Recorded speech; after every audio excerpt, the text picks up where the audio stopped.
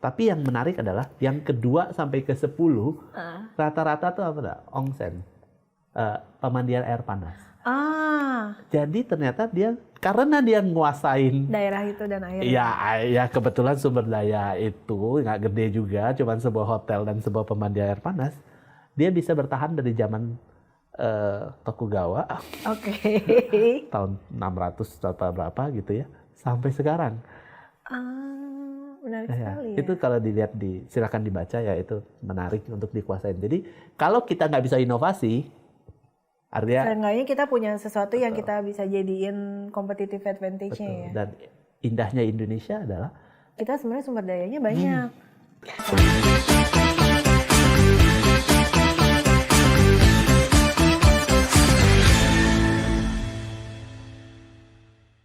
Selamat datang di Youthpreneur Hub, pusat inspirasi bisnis mahasiswa. Masih dengan host kalian, Elita. Hari ini kita kedatangan Dr. Eddie Jansen, seorang pengusaha yang masih muda tapi punya banyak sekali pengalaman berusaha yang sudah lebih dari 14 tahun.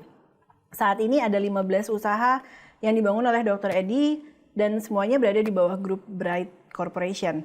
Mostly bisnisnya bergerak di bidang IT Services, Information Technology Services. Dan topik kita hari ini, mengapa memulai usaha di usia muda? Hai, Ko. Halo. Ya. Pak Edi kali ya, biar formal sedikit ya. Pertanyaan yang pertama, apa yang mendorong Pak Edi untuk menjadi wirausahawan di usia yang muda? Oke. Terima kasih udah diundang dulu Elita. Jadi mungkin sedikit background dulu ya. Boleh, tentang silahkan. saya ya. Jadi saya itu memulai usaha pertama kali itu di usia 19 tahun pada saat semester 2, pada saat kuliah. Jadi menyambung ke pertanyaan tadi, yang mana kenapa start young itu penting gitu ya. Pada saat itu memang awalnya nggak ada niatan untuk mulai usaha sendiri, cuman ada opportunity yang terbuka. Kebetulan saat itu saya memulai usahanya karena menang lomba. Menang lomba? Menang lomba. Jadi di kampus diadakan lomba entrepreneurship. Saya yakin di Ukrida juga banyak ya, apalagi di saat ini di Entrepreneur Hub. Nah, karena saat itu saya ikut lomba, kemudian menang lombanya, dapat pendanaan awal. Saat itu kita mulai membangun software house. Nah, jadi usaha pertama saya memang di software house di usia 19 tahun saat itu karena didanai oleh kampus. Nah, setelah itu usahanya berkembang dari sana, berjalan terus, konsisten dijalankan sampai akhirnya di posisi hari ini. Yaitu mungkin sedikit background story dulu gitu ya. Oke. Nah, menyambung kenapa start young itu penting gitu ya. Nah, sebenarnya setelah saya nge-flashback itu hampir 20 tahun yang lalu ya. Nge-flashback 20 tahun lalu, start young itu memberikan kita unfair advantage. Unfair advantage. Jadi karena kita masih muda, kita masih sambil kuliah saat itu, kita nggak takut untuk buat salah, kita nggak takut untuk gagal. Jadi kalaupun gagal usahanya, ya nggak apa-apa karena kita bisa selalu fallback tuh, kita masih study kan, sehingga start young itu yang paling simpelnya itu unfair advantage itu dulu, di mana kita bisa nggak takut gagal, terus kita ngerjain sesuatu pun masih banyak dibantu orang lain ya, karena orang melihat kita mungkin masih muda juga gitu ya, jadi masih banyak dibantu orang lain. Nah itu kenapa memulai muda itu penting menurut saya. Menyambung yang tadi, kalau mendapatkan pendanaan dari lomba itu berarti itu dikerjakan secara kelompok atau individual? Kelompok ya. Jadi saat itu adalah sebuah perlombaan yang diadakan oleh kampus dan industri. Jadi memang ada industrinya. Saat itu yang mengadakan Bank Indonesia. Kemudian kita berlomba software lah ya saat itu ya, membangun software dan ide bisnis dan lain-lain. Terus mendapatkan pendanaan dari Bank Indonesia. Nominalnya sih nggak seberapa, tapi karena kita menang lomba itu, kita dapat project dari Bank Indonesia saat itu untuk ngedevelop sesuatu yang nominalnya lumayan gitu ya. Nah, yang kerja kelompok apa pribadi saat itu origin story saya itu 10 orang. Oh ya? Ya, jadi 10 founder. Banyak banget Banyak banget, namanya kerja kelompok. Jadi menurut saya sebenarnya nggak apa-apa ya. Mungkin saat ini teman-teman yang masih kuliah gitu ya. Kalau sendiri kan berat ya. Nggak apa-apa, rame-rame dulu gitu. Mau berlima, mau bersepuluh, mau 20 orang gitu ya. Kalau bersepuluh itu bukannya ada yang istilahnya kayak free rider gitu ya, Pak? yang namanya masuk tapi nggak ikut kerja. Pasti ada. Itu gimana tuh menangani yang seperti itu tuh? Ini agak sedikit side track. Ya, good. Dari perjalanan 10 orang kami, founder pertama sebenarnya dengan cepat tersortir sih. Setelah menang, pasti ada sebagian yang menerima uang hadiah dan selesai. Kemudian dilanjutkan teman-teman yang masih fokus mau mengerjakan proyek. Sampai akhirnya memang tersisa saya.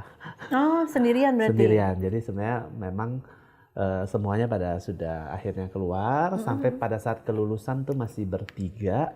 Lalu pas setelah lulus yang 2 juga keluar. Jadi tinggal saya sendiri melanjutkan sampai sekarang. Iya. Tapi ini karena background pendidikan Pak Edi ini kan di IT ya. Berarti sebenarnya pengalaman apa ya istilahnya? Kayak pengetahuan bisnisnya kan sebenarnya belum pernah dipelajari gitu. Kasarnya ya, mungkin di high school pernah ada gitu, atau yang saya nggak tahu apakah di kuliah dulu juga sempat diajari berbisnis atau belum? Oke, sebenarnya kalau bicara knowledge bisnis bisa dibilang dari nol. Dari nol. Dan saya pribadi itu introvert dan sangat engineer ya. Jadi karena introvert dan sangat engineer, jujur sebenarnya di awal story itu saya ini orang back office. Saya ini engineer-nya nih yang ngerjain. Saya nggak suka sales, saya nggak suka ketemu orangnya, jadi justru biasa temen-temen tuh yang maju tuh. Saya itu yang di belakang layar aja. Nah, namun seiring perjalanan waktu ya berkembang ya. Nah, bicara knowledge bisnisnya saya ada story menarik ya. Jadi sebenarnya knowledge bisnis itu nggak mesti dari awal kita kuasain. This is my story itu adalah saat itu bahkan pada saat awal kita memulai ya. Kan diminta oleh klien kirimkan quotation misalnya. Nah itu quotation apa aja tuh nggak paham gitu kan, nggak paham gitu kan. Zaman itu Google pun nggak secanggih sekarang ya, agak beda. Sekarang ada AI mungkin yang membantu. Zaman itu Google pun nggak boleh. Cara kita adalah kita pura-pura memesan lagi ke orang lain.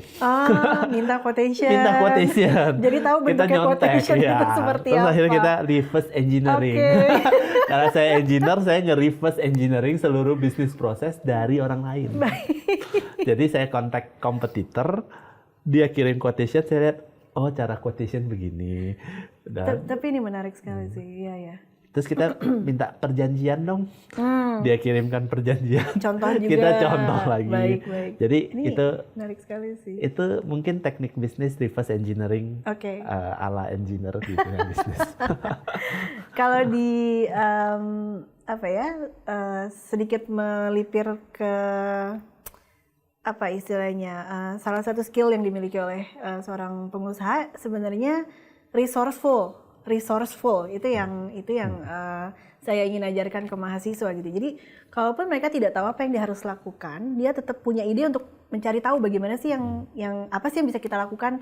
Jadi nggak cuma duduk diem nih nunggu, atau misalkan ketika udah mau mendekati deadline gitu ya, kenapa ini tidak dijalankan? Oh ya soalnya nggak tahu gitu. Itu sangat tidak resourceful. Sedangkan yang tadi Pak Edi kasih contoh itu kan sangat resourceful ya artinya ya. Itu hebat sekali sih kalau menurutku. Semua yang bisa dilakukan. Menggunakan apa yang bisa yang digunakan betul.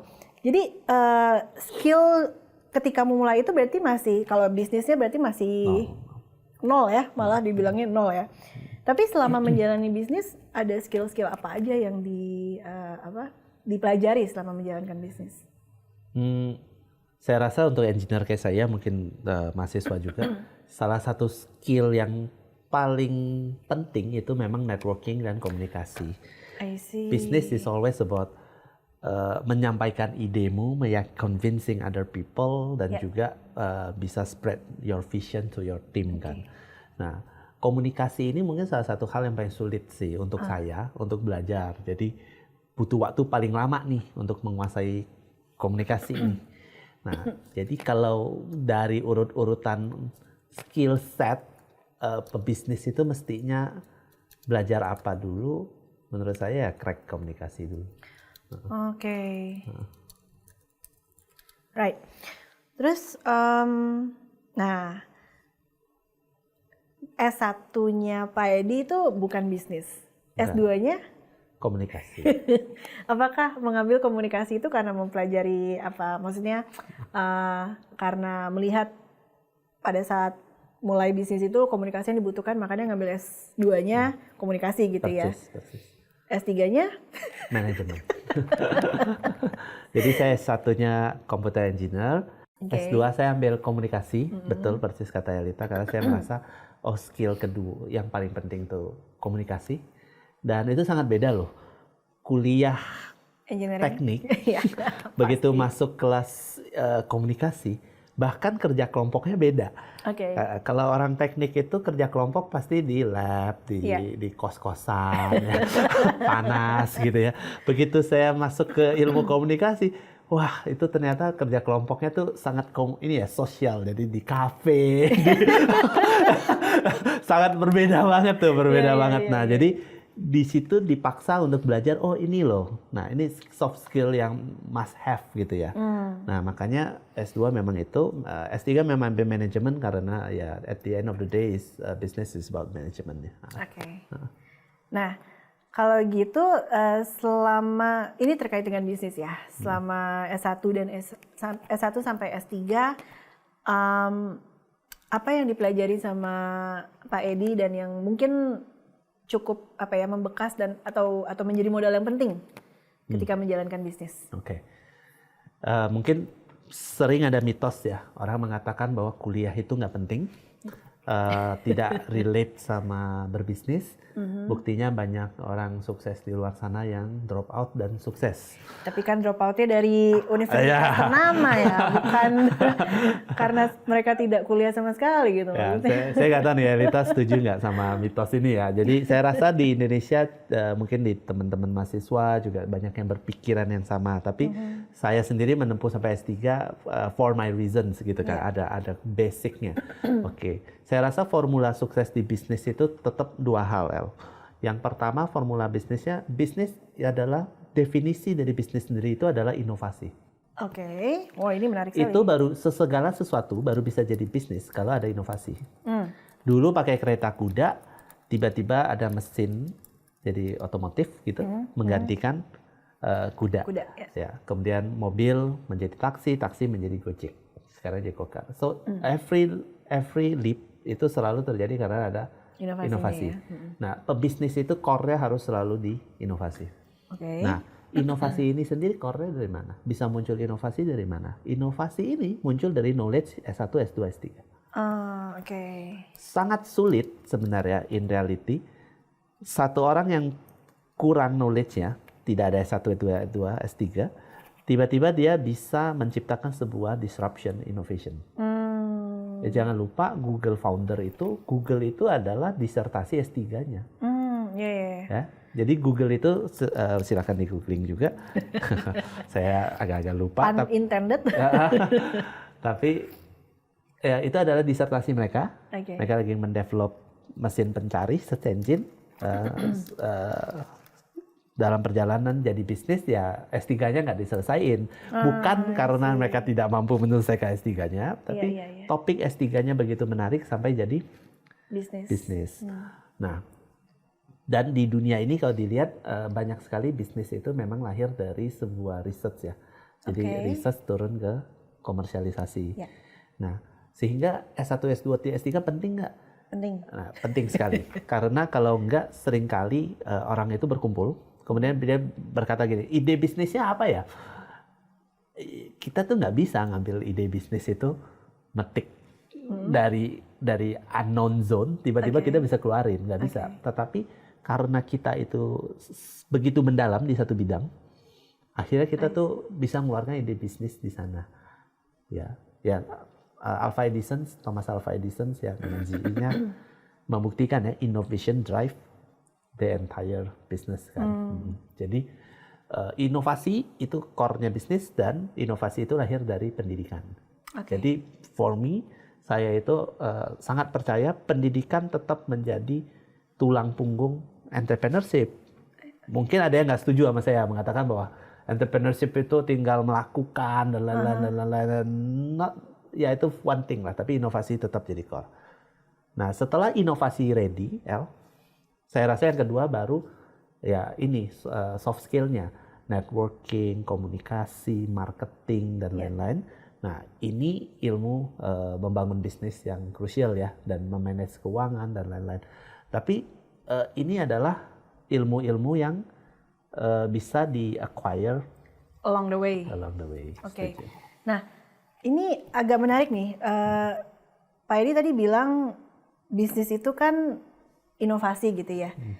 Kalau misalkan bisnisnya bukan yang inovatif, misalkan kayak ya yang saya bukan bermaksud mengatakan bahwa UMKM itu tidak ada inovasinya, tapi rata-rata kan ketika ada satu UMKM, terutama di food and beverage gitu ya, mereka bikin ada satu sedikit perubahan, kemudian nanti menjamur kemana-mana. Tahu bulat, inovasinya apa sih? Dia jualannya naik truk gitu ya. Mungkin itu merupakan satu inovasi.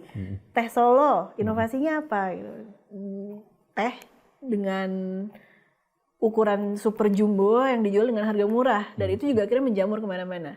Nah kalau yang seperti itu, apakah itu juga termasuk inovasi atau gimana tuh? Nah, tadi bisnis itu inovasi sama ilmu marketing. Yang tadi El sebutkan itu rata-rata kan fokus di marketing. Itu juga kendala banyak pebisnis di Indonesia, di mana banyak orang selalu berpikir bisnis adalah mikirin cara marketing, strategi harga, bikin packaging dan lain-lain. Akibatnya yang persis yang disampaikan tadi gampang ditiru. Barrier to entry yang paling tinggi itu inovasi kan? Ya betul. Paten dan inovasi. Nah makanya pada saat kita membangun bisnis hanya istilah kata kaki dari dua kaki ini hanya fokus di kaki marketing dan hal sebelah kanan ini misalnya sebut saja, ya akibatnya bisnis kita gampang ditiru. Nah, pada saat kita sadar, tahu bulat saya kok gampang banget ya disaingin orang, es kepal Milo saya kok gampang banget ya ditiru sama tetangga. That's mean kita sebenarnya belum berbisnis loh. Oke. Kita berdagang aja. Nah, itu juga kita berdagang aja. Dagang dan bisnis itu yang sepertinya masih belum banyak dipahami oleh halayak orang banyak gitu ya, Pak Edi ya. Soalnya kalau di Ukrida sih memang kami istilahnya seperti mendorong mahasiswa untuk melakukan berdagang pun nggak apa-apa gitu, karena at least memulai dulu gitu. Betul. Daripada menunda sehingga ya bukan tidak menjawab tapi tidak sesuai dengan topik kita hari ini, yaitu memulai bisnis di usia muda gitu. Ya mungkin ini tadi dua kaki fondasi penting bisnis ya. Ini tadi sudah saya jelasin, marketing, inovasi ya. Nah zaman dulu selain inovasi itu tuh kan sumber daya alam. Ya. Jadi kalau kamu nguasain satu kebetulan punya tanah ya, terus dalamnya ada sumber daya. Ya ini menjadi barrier of entry kan, sehingga orang cukup pikirin sebelah sini terus merasa ya udah semua saya udah menguasai. Ya saya pada saat saya S3 tuh saya mempelajari banget company yang memiliki usia terlama di dunia yang sampai ribuan tahun. Yang terlama rata-rata hampir 40% kan perusahaan Jepang. Bisa dilihat di internet. Nah, nomor 1 itu perusahaan yang membangun konstruksi temple di Jepang ya. Itu saya skip. Tapi yang menarik adalah yang kedua sampai ke 10 rata-rata tuh onsen, pemandian air panas. Jadi ternyata karena dia nguasain daerah itu dan air. Ya kebetulan sumber daya itu nggak gede juga, cuman sebuah hotel dan sebuah pemandian air panas. Dia bisa bertahan dari zaman Tokugawa, tahun 600 atau berapa gitu ya, sampai sekarang.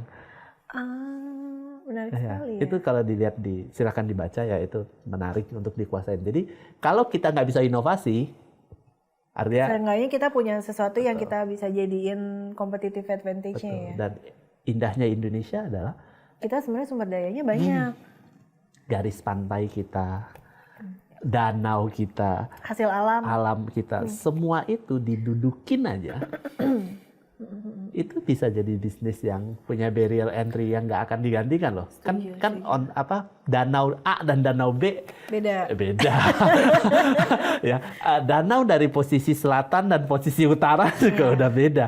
Nah, itu barrier of entry. Sehingga dalam berbisnis, menurut saya Mas Yusuf perlu tahu, berbisnis itu jangan hanya berdagangnya. Ya. Nah, jangan hanya terlalu fokus marketingnya, tetapi selalu berfokus di ini barrier of entry-nya apa? Inovasi kah? Sumber daya alam kah? Gitu. Oke.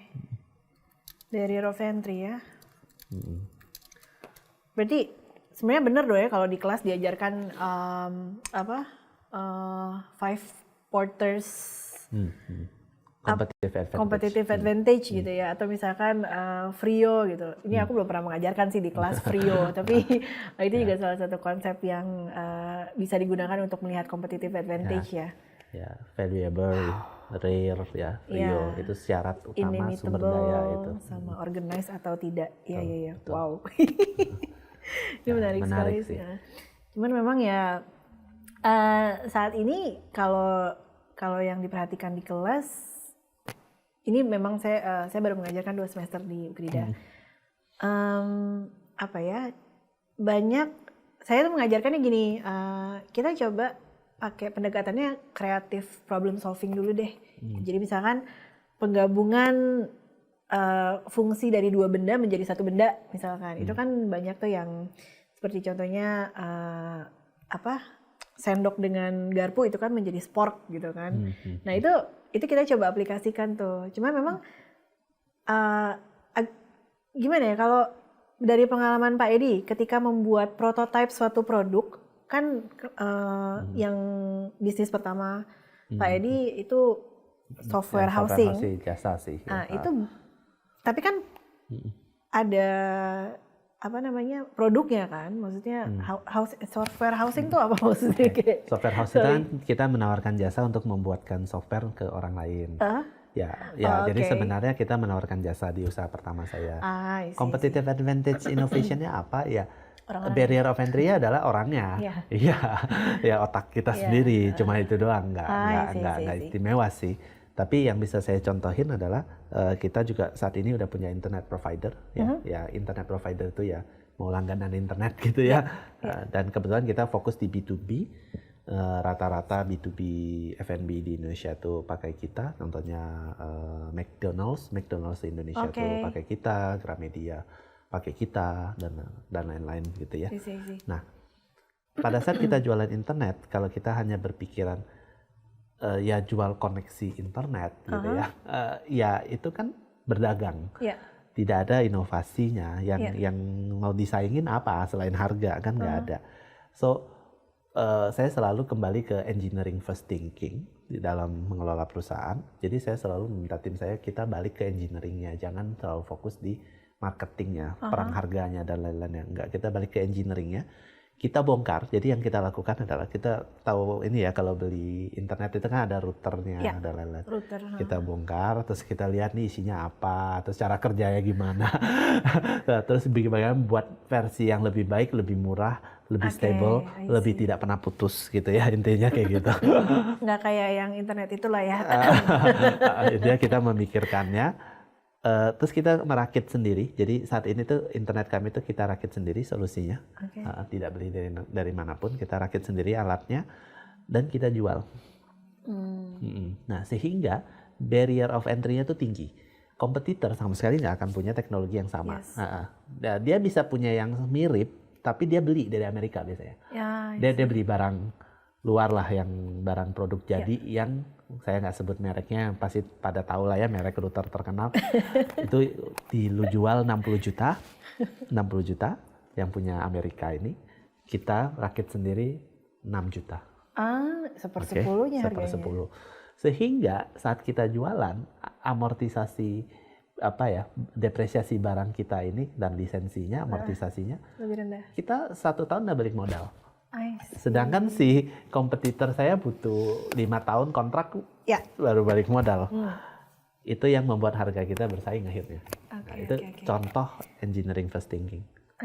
Tapi kan untuk prototyping produk pertamanya itu kan membutuhkan waktu yang lama ya? Ya tadi, iya betul. Memang core research-nya tidak boleh ditinggalin ya. Artinya tuh prototype kan riset, ya saya sebut engineering first tadi ya. Berarti mungkin kalau kita membicarakan mata kuliah kewirausahaan itu mungkin 1 semester nggak cukup kali ya? Mungkin yang paling penting untuk mahasiswa di dalam kelas itu 1 semester mungkin cukup, tetapi tidak akan sampai bisnisnya jalan. Tapi mereka punya fondasi dan pemahaman bahwa bisnis itu seperti apa? Ya kayak kalau kopi itu air, es, 2 shot espresso jadi americano, maka ya bisnis itu komposisinya apa sih? At least they know. Sehingga dia tinggal cari air yang bagus, esnya, espressonya mau dari biji kopi apa, itu urusan mereka. Tetapi mereka di kelas yang mungkin 6 bulan bisa dapat banyak sih menurut saya, bahwa dia akan sadar, oh kita butuh ini. Dari pengalaman Pak Edi sendiri waktu memenangkan kompetisi itu apakah juga, karena itu memang hanya lomba software ya, maksudnya lombanya untuk mendanai software itu.